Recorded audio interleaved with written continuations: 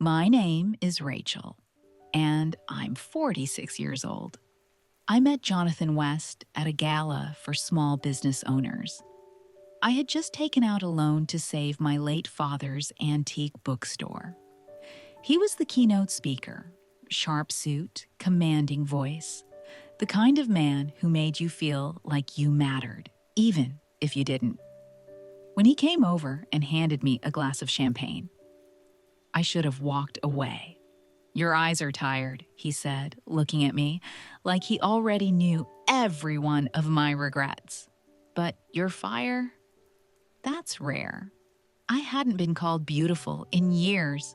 My ex-husband, Michael, left me 3 years ago, after our daughter went off to college.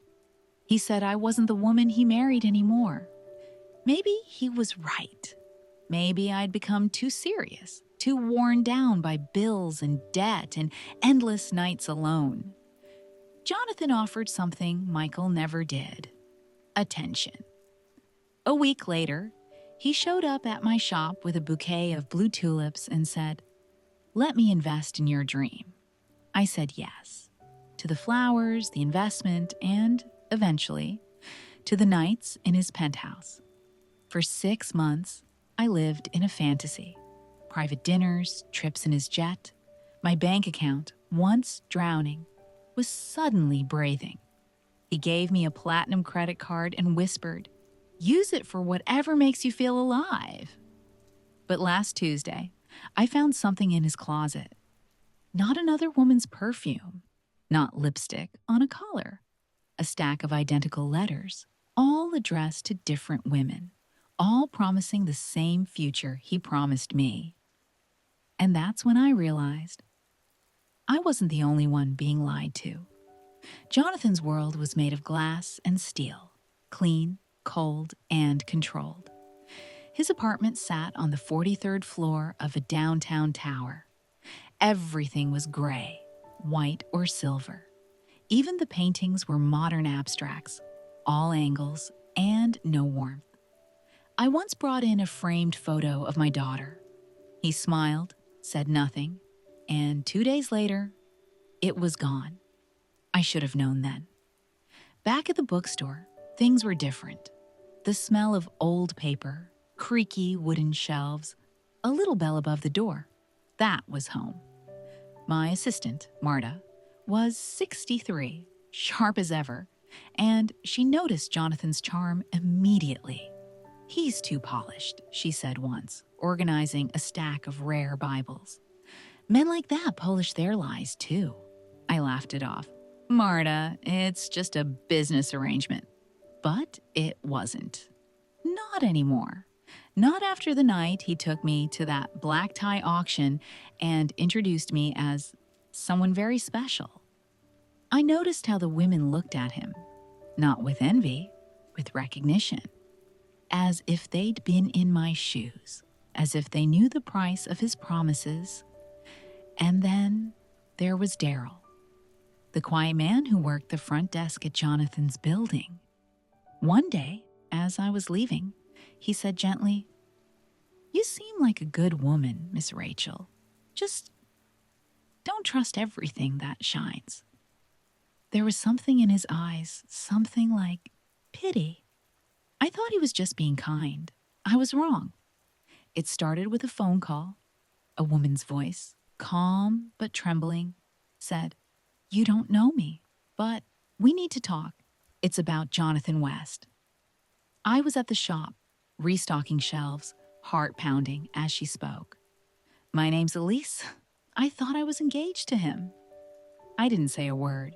I just listened, gripping the counter until my knuckles turned white.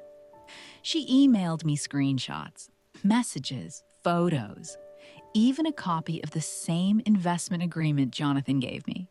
The exact same wording, the same promises of shared future, of merging businesses, of love. That night, I confronted him.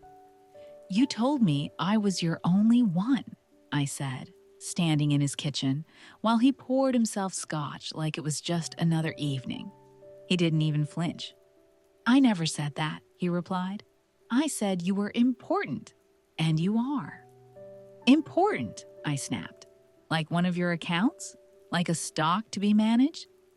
He took a slow sip and said, Rachel, you're smart enough to know how the world works. Everyone wants something. You needed security. I needed companionship. Why complicate it? I slapped the glass from his hand. It shattered. He didn't yell.